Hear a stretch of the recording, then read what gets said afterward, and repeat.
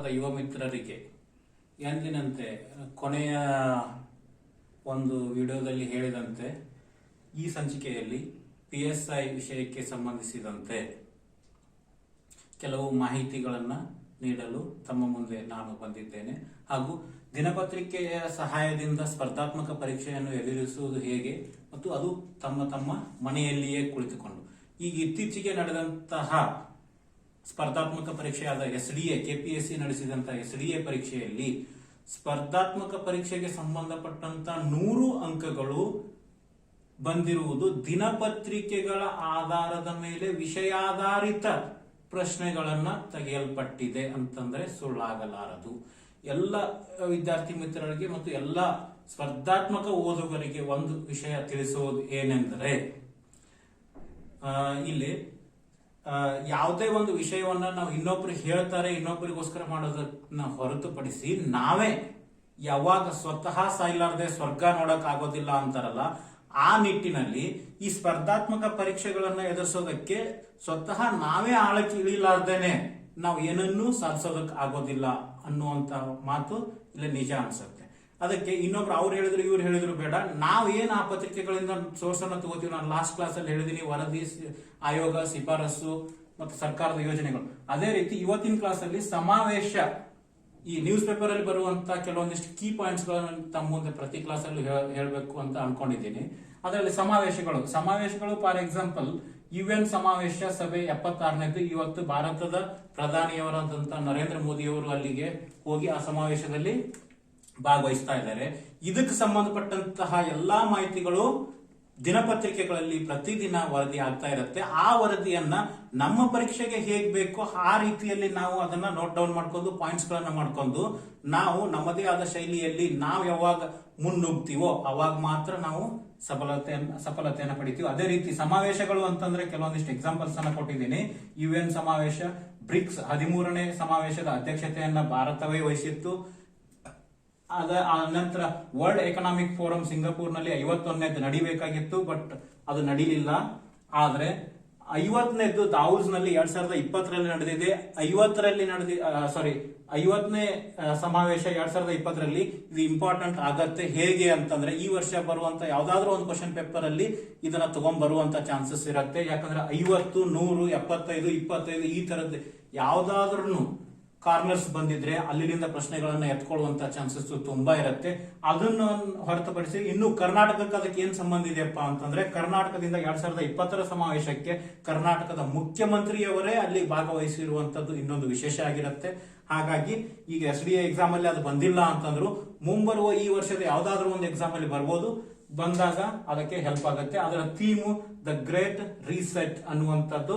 ಇದು 2021ರ world economic forum ಅನ್ನ theme ಆಗಿರುತ್ತೆ. ಇದು ಸಮಾವೇಶಗಳು ಬಂದಾಗ ಅದರ ಅಧ್ಯಕ್ಷತೆ ಯಾರು ವಹಿಸಿದ್ರು, ಅದು ಏನ್ ಥೀಮ್ ಅನ್ನ ಕೊಡ್ತು, ಅಲ್ಲಿ ಇರುವಂತಹ ಸದಸ್ಯರುಗಳು ಏನೇನು, ಅಲ್ಲಿ ಯಾವ್ಯಾವ ವಿಷಯಗಳ ಮೇಲೆ ಚರ್ಚೆ ಆಯ್ತು, ಏನನ್ನ ಶಿಫಾರಸುಗಳನ್ನ ಮಾಡಲಾಯ್ತು, ಏನನ್ನ ನಾವು ಸಾಧಿಸಬೇಕು ಅಂತ ಹೊರಟಿದೀವಿ ಅನ್ನುವಂಥದ್ದು ಈ ಸಮಾವೇಶಗಳಲ್ಲಿ ಡಿಸ್ಕಷನ್ ಬರುತ್ತೆ. ಆ ಪಾಯಿಂಟ್ಸ್ ಗಳ ಆಧಾರದ ಮೇಲೆ ಕರೆಂಟ್ ಅಫೇರ್ಸ್ ಗೆ ಸಂಬಂಧಪಟ್ಟಂತ ಕ್ವಶನ್ ಪೇಪರ್ ಅಲ್ಲಿ ಈ ತರದ ವಿಷಯಗಳಿಗೆ ಸಂಬಂಧಪಟ್ಟಂತೆನೆ ಕ್ವಶನ್ಸ್ ಗಳು ರೈಸ್ ಆಗ್ತಾ ಇರ್ತವೆ.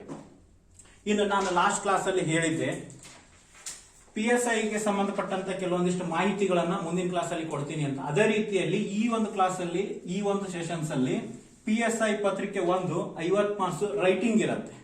ರೈಟಿಂಗ್ ಅಂತಂದ್ರೆ ಇಲ್ಲಿ ಎಸ್ಸೆ ರೈಟಿಂಗು, ಆಮೇಲೆ ಪ್ರೆಸಿಸ್ ರೈಟಿಂಗು, ಟ್ರಾನ್ಸ್ಲೇಷನ್, ಇವೆಲ್ಲದಕ್ಕೂ ಸೇರ್ಬಿಟ್ಟು ನಮ್ಮ ಬರಹವನ್ನ ಚೆಕ್ ಮಾಡೋದು. ಇದು ಯಾಕೆ ನಾವು ಬರೆದು ಮಾರ್ಕ್ಸ್ ತಗೋಬೇಕು ಅನ್ನೋದು ಆಮೇಲೆ ಇರಲಿ, ಬಟ್ ಯಾಕೆ ಅದನ್ನ ರೈಟಿಂಗ್ ಇಟ್ಟಿರ್ತಾರೆ, Kannada to English, English to Kannada ಯಾಕೆ ಇಟ್ಟಿರ್ತಾರೆ ಅನ್ನೋದು ಮೊದಲು ನಮ್ಮ ಸ್ಪರ್ಧಾರ್ಥಿಗಳಿಗೆ, ಅದು PSI ಹುದ್ದೆಗೆ ಹೋಗುವಂತ ಎಲ್ಲಾ ಸ್ನೇಹಿತರಿಗೆ ತಿಳಿಸೋದಕ್ಕೆ ಟ್ರೈ ಮಾಡ್ತಾ ಇದ್ದೀನಿ. ಅಲ್ಲಿ ಏನೂ ಇಲ್ಲ.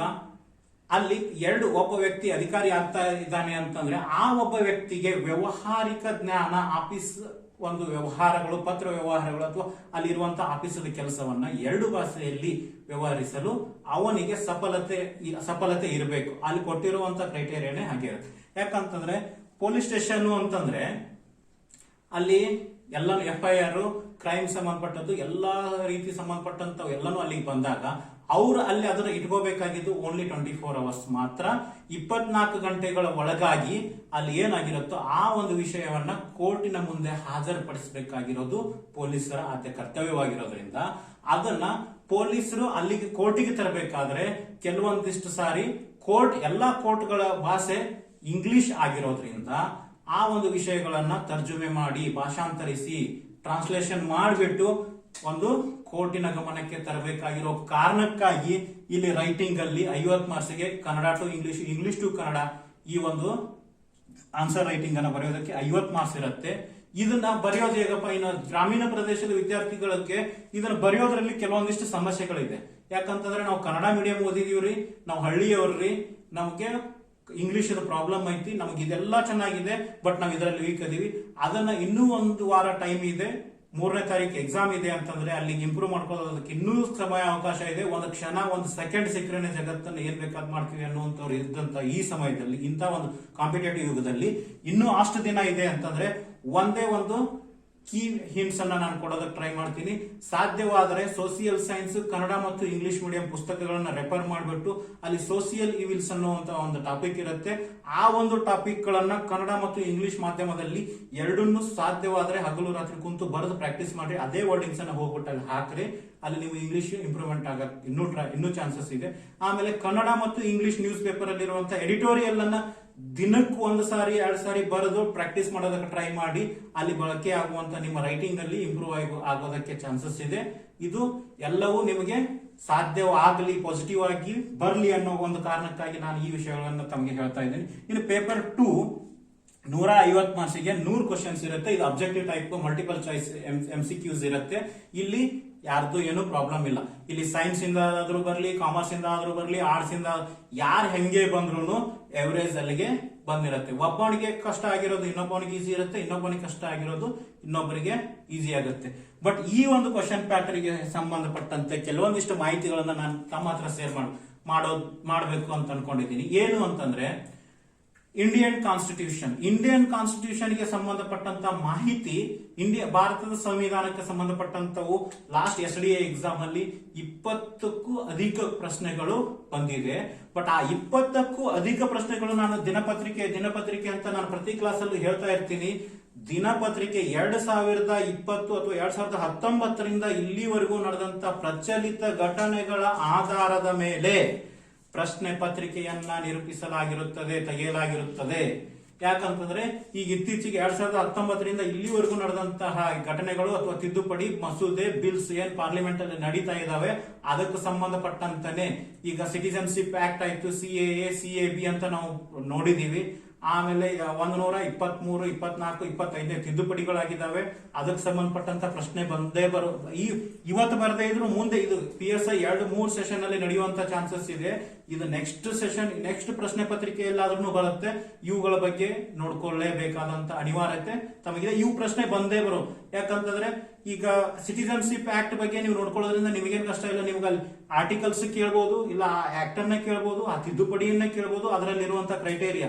ಈಗ ಸಿಟಿಜನ್ಶಿಪ್ ಅನ್ನ ಒಂದು ನಾಗರಿಕತ್ವವನ್ನ ಕಳೆದುಕೊಳ್ಳಲು ಇರುವಂತ ಮಿತಿ ಯಾವುದು ಅಂತ ಅವ್ರು ಹಿಂಗೆ ಕೇಳ್ಬೇಕು ಅಂತ ಇಲ್ಲ, ಅದನ್ನ ಹೆಂಗಾದ್ರೂ ಕೇಳ್ಬೋದು.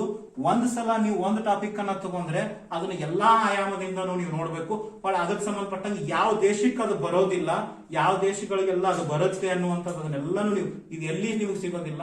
ದಿನಪತ್ರಿಕೆಗಳನ್ನ ಆಧಾರವಾಗಿಟ್ಕೊಂಡು ಆ ಒಂದು ಬೇಸಿಕ್ ಒಂದು ಬುಕ್ ಅನ್ನ ಅವತ್ತಿನ ದಿನಾನೇ ನೀವು ಅದನ್ನ ಅದೇ ಒಂದು ಟಾಪಿಕ್ ಅನ್ನ ಸ್ಟಡಿ ಮಾಡ್ರಿ. 365 ದಿನದಾಗ ನೀವು ಎಷ್ಟೋ ಟಾಪಿಕ್ ಗಳನ್ನ ನೀವೇ ಮೇಲೋಗಿರ್ತೀರಿ. ಸ್ವತಃ ಸಾಯ್ಲಾರ್ದ ಸ್ವರ್ಗ ನೋಡಕ್ ಆಗೋದಿಲ್ಲ ಅಂತ ಸ್ವತಃ ಸ್ಟಡಿ ಮಾಡ್ಲಾರ್ದ ನಾವು ಎಲ್ಲಾ ಎಕ್ಸಾಮ್ಸ್ ಅನ್ನ ಎದುರಿಸೋಕ್ ಆಗೋದಿಲ್ಲ. ಹಾಗೇನೆ ಸ್ವಾಮಿ ವಿವೇಕಾನಂದನವರು ಒಂದು ಮಾತು ಹೇಳ್ತಾರೆ, ಏನು ಅಂತಂದ್ರೆ ಹಸಿದವನಿಗೆ ಊಟ ಕೊಡೋದ್ರ ಬದ್ಲಿ ಅವನಿಗೆ ಊಟ ರೆಡಿ ಮಾಡ್ಕೊಳ್ಳೋದನ್ನ ಕಲಿಸ್ಬೇಕಂತೆ. ಈಗ ಪರೀಕ್ಷೆ ಬರೆಯೋರಿಗೆ ನಾನು ಆನ್ಸರ್ ಹೇಳ್ಕೊಡೋದಕ್ಕೂ ಗೊತ್ತು, ಬಟ್ ಹೇಳ್ಕೊಡೋದನ್ನ ನೀವು ಕೇಳಿಸ್ಕೊತೀರಿ. ಇವತ್ತು ನಾಳೆ ನಾಡಿದ್ದು ಎಕ್ಸಾಮ್ ಹೋಗೋದ್ರೊಳಗೆ ಮರಿತೀರಿ. ಅದಕ್ಕಿಂತ ಒಳ್ಳೆ ಚೆನ್ನಾಗಿ ಏನು ಅಂತಂದ್ರೆ ನಿಮಗೆ ಆನ್ಸರ್ ಅನ್ನ ಹುಡುಕೋದನ್ನ ಕಲಿಸೋದು ನನ್ನ ಒಂದು ಥೀಮ್ ಆಗಿದೆ. ಆ ಒಂದು ಕಾರಣಕ್ಕಾಗಿ ಹಸಿದಾಗ ಊಟ ಕೊಡೋದಕ್ಕಿಂತ ನಿಮ್ಗೆ ಹಸಿವಾದಾಗ ನಿಮ್ಗೆ ಅಡಿಗೆ ಮಾಡ್ಕೊಳ್ಳೋದು, ನಿಮ್ಗೆ ಎಕ್ಸಾಮಿಗೆ ಬೇಕಾದಾಗ ನಿಮ್ಗೆ ಪ್ರಿಪೇರ್ ಮಾಡ್ಕೊಳ್ಳೋದನ್ನ ನಾನು ಹೇಳ್ಕೊಡ್ತಾ ಇದ್ದೀನಿ ಅಷ್ಟೇ ಇಲ್ಲಿ.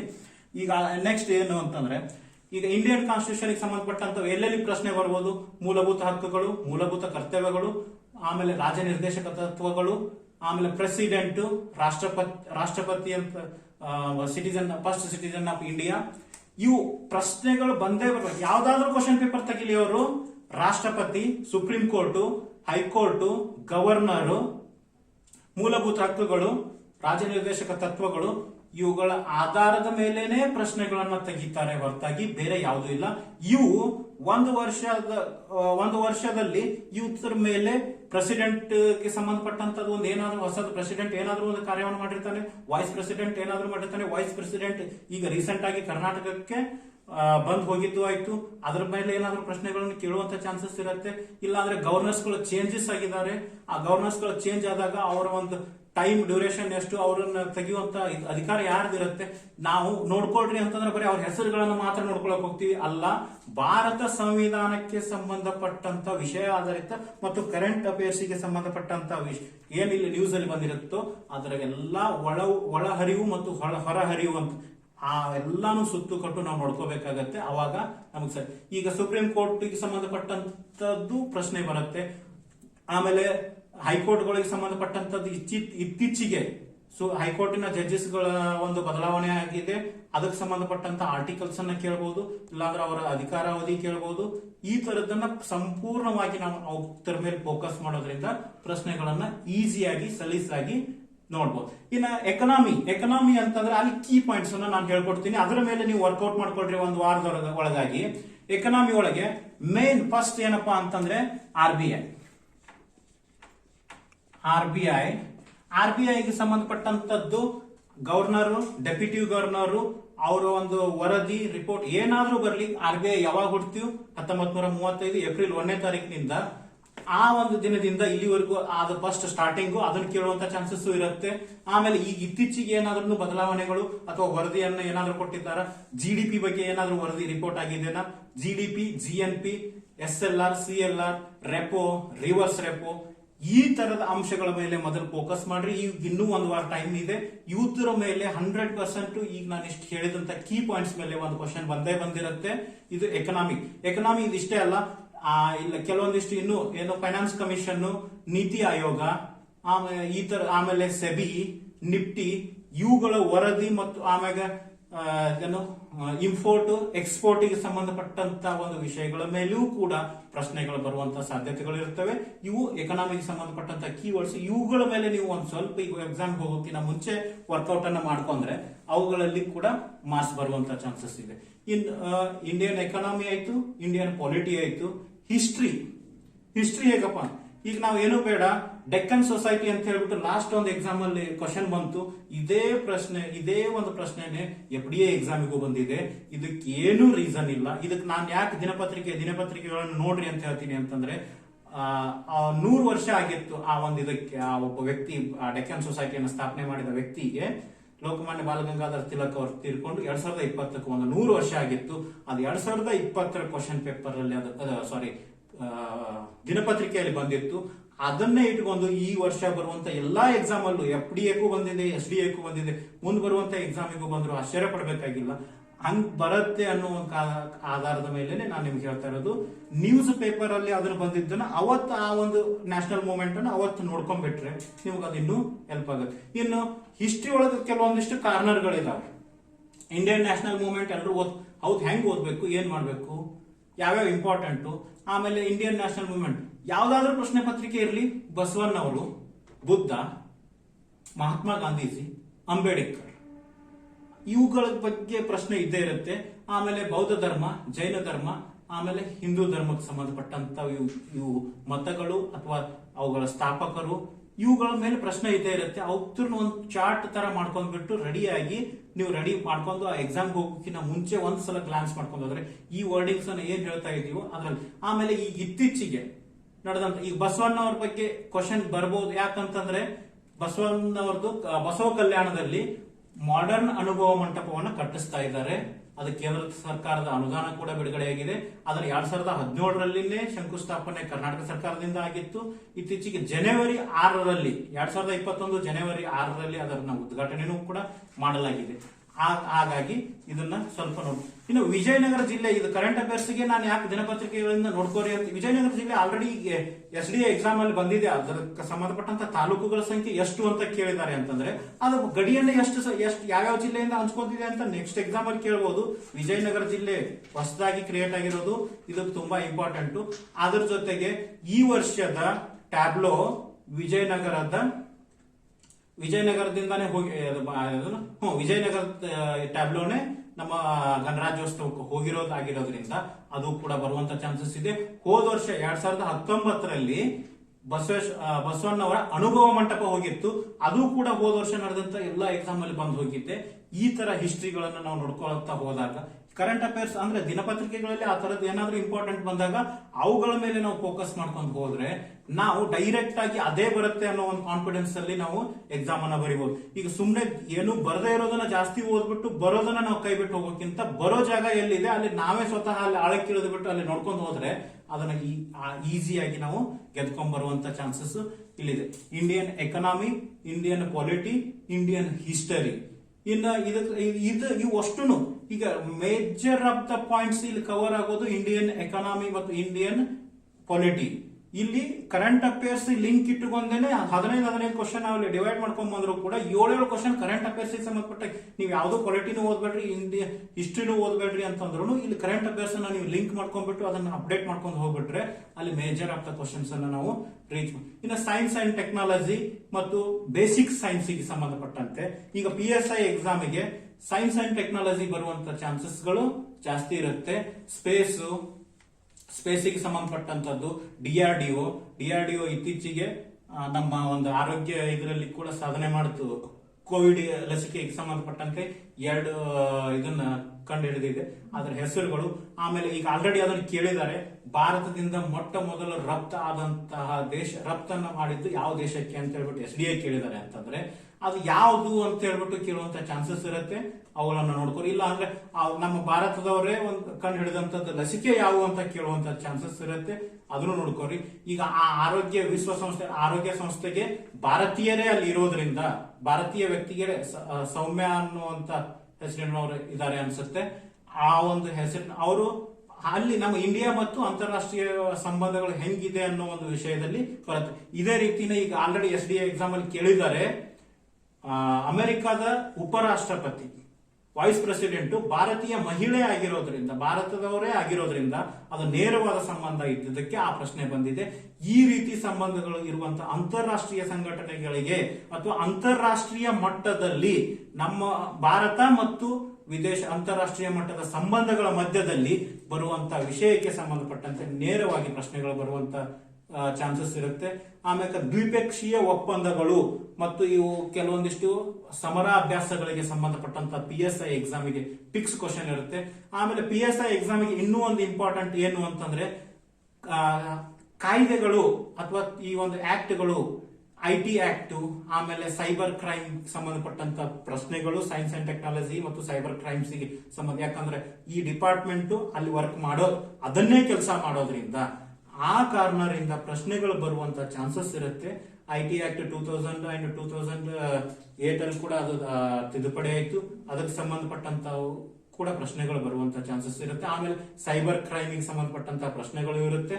ಸೈಬರ್ ಕ್ರೈಮ್ ಪೊಲೀಸ್ ಸ್ಟೇಷನ್ ಬೆಂಗಳೂರಲ್ಲಿ, ಮೊದಲ ಮಹಿಳಾ ಸೈಬರ್ ಕ್ರೈಮ್ ಪೊಲೀಸ್ ಸ್ಟೇಷನ್ ಕೂಡ ಬೆಂಗಳೂರಲ್ಲಿ ಇರುವಂತದ್ದು. ಕೆಲವೊಂದಿಷ್ಟು ಅಪ್ಡೇಟ್ ಆಗಿರೋ ಮಾಹಿತಿಗಳನ್ನ ತಾವು ಕಲೆ ಹಾಕಿ ಆ ಒಂದು ಎಕ್ಸಾಮಿಗೆ ಹೋಗುವ ಮುಂಚೆ ನಿಮ್ಮ ಡಿಪಾರ್ಟ್ಮೆಂಟ್ ಗೆ ಸಂಬಂಧಪಟ್ಟಂತ ಒಂದು 2-3 ಕ್ವಶನ್ಸ್ ಗಳು ಬಂದೇ ಬರುವಂತ ಚಾನ್ಸಸ್ ಇರೋದ್ರಿಂದ ಇದನ್ನ ಅರ್ಥ ಮಾಡ್ಕೊಂಡು ನೀವು ಅಪ್ಡೇಟ್ ಮಾಡ್ಕೊಳ್ಳೋದು ಸಮಂಜಸ ಅಂತ ಅನ್ಸುತ್ತೆ. Strength is the life, weakness is the death. But exam ಅನ್ನ ಬರೆಯುವಾಗ ನಾವು ಸ್ಟ್ರೆಂತ್ ಇಂದಾನೇ ಬರೆದು ಸಕ್ಸಸ್ ಅನ್ನ ಕಾಣೋದು ನಿಮ್ಮೆಲ್ಲರ ಗುರಿಯನ್ನ ಮುಟ್ಟೋದಕ್ಕೆ ನಿಮ್ಮೆಲ್ಲರೂ ಬೇಗ ಗುರಿಯನ್ನ ಮುಟ್ಲಿ ಅಂತ ಆಶಿಸುತ್ತಾ ನನ್ನ ಈ ಒಂದು ಕ್ಲಾಸ್ ಅನ್ನ ಮುಗಿಸ್ತಾ ಇದ್ದೇನೆ. ಮುಂದಿನ ಮತ್ತೊಂದು ವಿಡಿಯೋದಲ್ಲಿ ಮತ್ತೊಂದಿಷ್ಟು ಮಾಹಿತಿಯೊಂದಿಗೆ ಮತ್ತೆ ಭೇಟಿಯಾಗೋಣ. ಶುಭ ದಿನ.